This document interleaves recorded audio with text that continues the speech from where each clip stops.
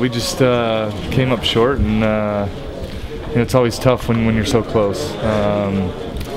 To not be able to go out there and get it done. It's definitely something that you gotta have fuel you in the off season. To get you ready for next year. It is always tough. I mean, it comes to a screeching halt. You've just been going hard for 6 months, and man, you just wake up one day and then there's no meetings, there's no practice, no game to play the next week. So it definitely stings, especially as I said, being so close, to get into the Grey Cup and not being able to make it. Yeah, I can kind of relate this to the 2002 season.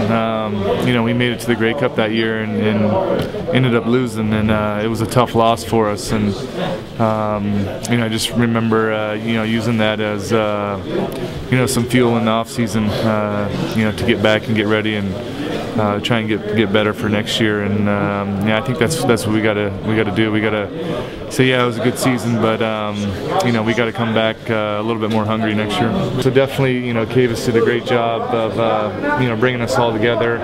I think the guys on this team, we had a lot of great guys that really came together as well. And obviously, when you're having success, it even brings you even more closer. And I think in that sense, that's what made this year so much fun, is just what we had in this locker room. And now hopefully we can just kind of use this as fuel for the off season to come back a little bit stronger next year. The off season started officially last night, and we're preparing to make certain that we're playing in the final game next year. What's on your off season wish list? In terms of whatever.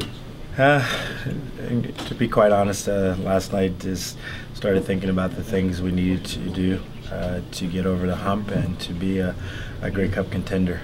That's the biggest objective right now, is to look at player situation, evaluate our personnel, evaluate our coaching staff, evaluate myself and the environment, everything, and make certain that from a leadership perspective, I make the right adjustments as my powers will allow to make certain this team has the opportunity to play in the final game next year. I'm not satisfied because we're not playing in the final game, and that's the way I'm wired. It's a sore disappointment that we're not playing the final game. Not from a personal perspective, but from a perspective of this team and the way that this character team worked. I'm very disappointed in the fact that I wasn't able to take us to that point.